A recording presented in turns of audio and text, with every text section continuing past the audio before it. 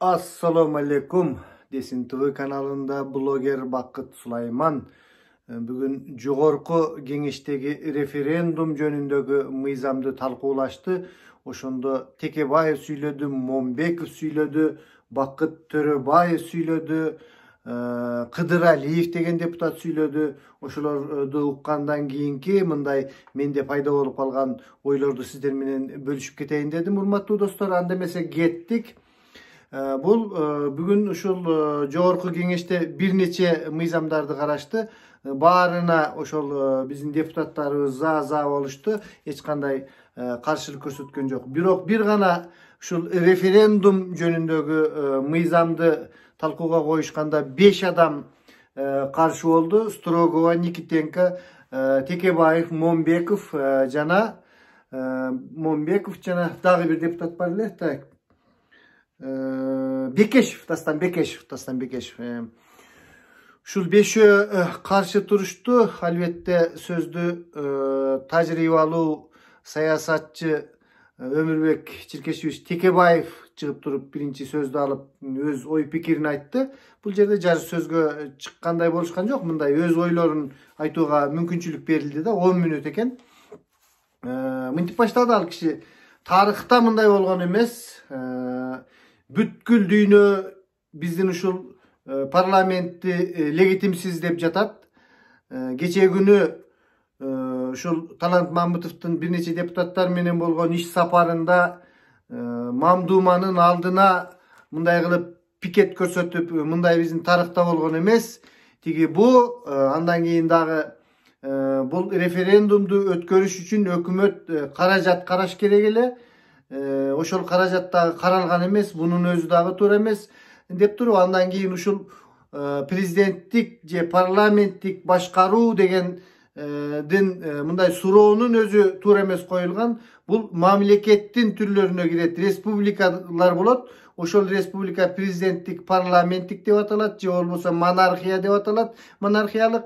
Ал эми бул болсо башкаруу, бул деген тетиги райондук башкаруу, ГАИнин башкаруусу, тиги бу суроонун өзү туура эмес болуп калган деп юридикалык жактан бир ушундай нерселерди далил келтирип айтты. Ошондой эле мына депутат Керезбеков, мугалим, ушул юрист, бул дагы тастыктап берет, бул боюнча деп ал жака дагы суроо кетирди. Абдан мындай угуп отурган адамга бир аргументтер менен каттуу келтирип айтты да. Ал эми мындай карапайым мага окшогон адамдардын бир көз карашы менен түшүнгөнүбүздө, чын айтканда мен өткөндө айтканмын достор, парламенттик болобу, президенттик болобу бизге фиолетово, кандай болгондо дагы бизге чыныгы мындай эл үчүн иштеп берген мыйзам болсо, булар мыйзамдарды чыгара беришет, өзгөртө беришет. Андан ошол Момбеков чыгып да айтты, бул элиталар үчүн эле түзүлгөн нерсе деп. Чынын айтканда ошондой эле, булар ызы чуу болуп, камалышып, тиги бу болушуп ызы чуу боло берет. Ал эми бизге жөнөкөй адамдарга бир эле мыйзам, бир эки эле мыйзам иштейт. Ал мыйзам жазылган деле эмес, ал мыйзам иштесең тиштейсиң, анан элди алдаба, калп айтпа деген мыйзам. Анан биз ошол иштесең тиштейсиң деген мыйзамды дагы туура эмес колдонобуз, иштебей алдамчылыкка барабыз, жана башка нерселерге калп айтпа деген нерселерди калп айтып элди алдайбыз. Ушундай бир эки эле мыйзам бар, эч бузулбай турган. Ошону эле туура болсо эле, элди алдабаса, элдин акысын жебесе, президенти болобу, премьер-министри болобу, кимиси болсо бизге дагы бир жолу айтып коеюн, лично мага фиолетово, ошол элдер үчүн иштеп берип, жакшы жумуштарды кылып берсе, парламенттик өлкөлөрдү деле көрүп жүрөбүз. Жакшынакай элдерин багып келе жатышат. Мына Германияда премьер-министр башкарат, Японияда премьер-министр башкарат, президенттик мамлекеттерди деле көрүп жүрөбүз. Мына Турция, Америка мында деле жакшы. Демек ошол адамдардын өзүнөн, ошол жердеги жашоочулардын өзүнөн, ошол мээнеткештигинен биз мына чын эле кыргыздар көрүп жүрөбүз го. Ушул эле өзүбүздүн эле мамлекетибизде жашаган дунган туугандар кандай иштешет, өзбек туугандар кандай иштешет, биз кандай иштейбиз, мунун баардыгын көрүп эле турабыз. Анан эле келип туруп эле ушул конституция, анан мыйзам, анан тиги бу деп урушуп талашып чыгып, анан тиги Кыдыр Алиев деген депутат болуш керек. Үмметалы Кыдыр Алиев окшойт, мен мындай эме кылбай калдым.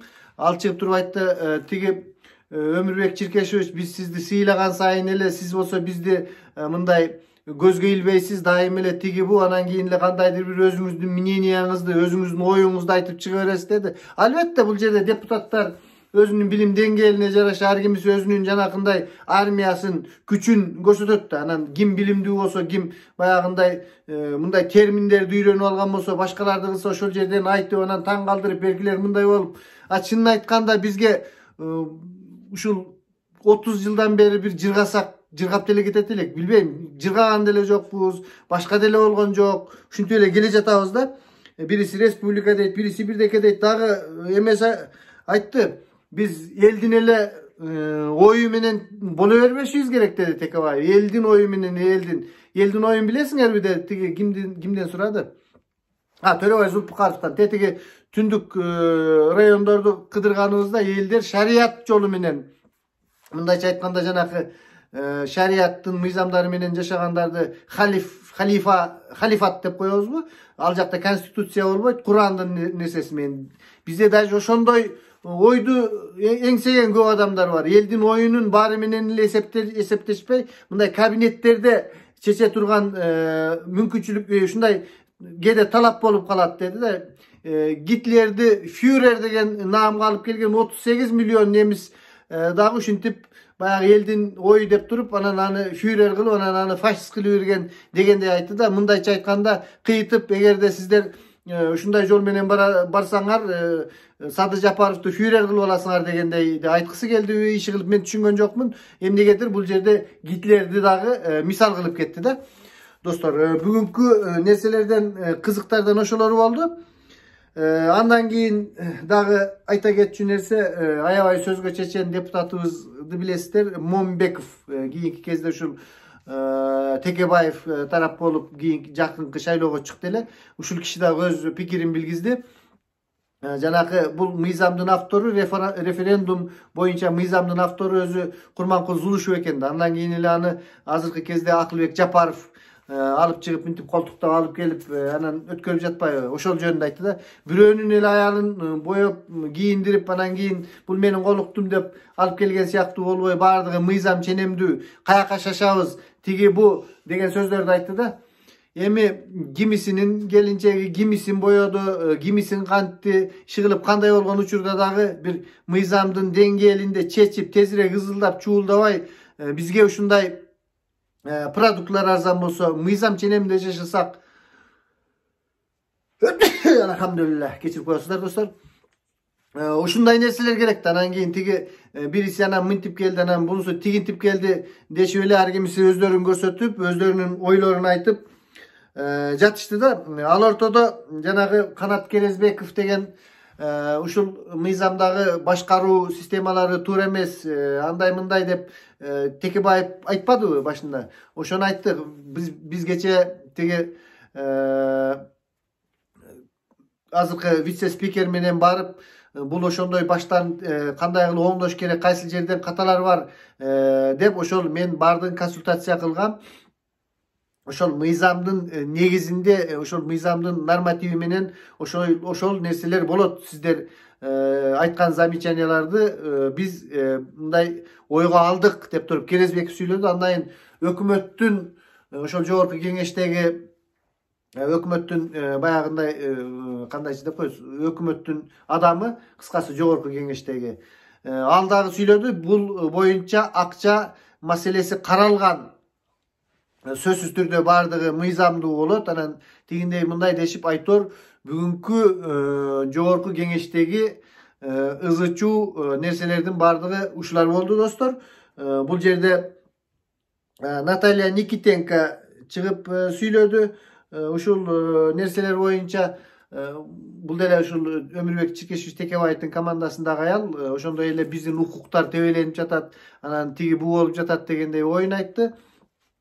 Андан кийин дагы бир айта кетчү нерсе, бул жерде мындай менин оюмдагы нерселер, өзүмө туура келген нерсе дагы көтөрүлдү. Мисалы үчүн жанагындай азыр башкаруу формасын аныктабай туруп эле конституциялык кеңешме иштеп жатат да. Мен өткөндө да айткам, азырынча балким токтотуп туруш керек. Себеби башкаруунун түрүн билбей туруп эле азыр парламенттик же президенттик деп tak bolboy turup ele azыр жаңы bir konstitusiyanın dolboru işlep жатышат да. Эртең тиги Bakıt Төрөбаев айтты.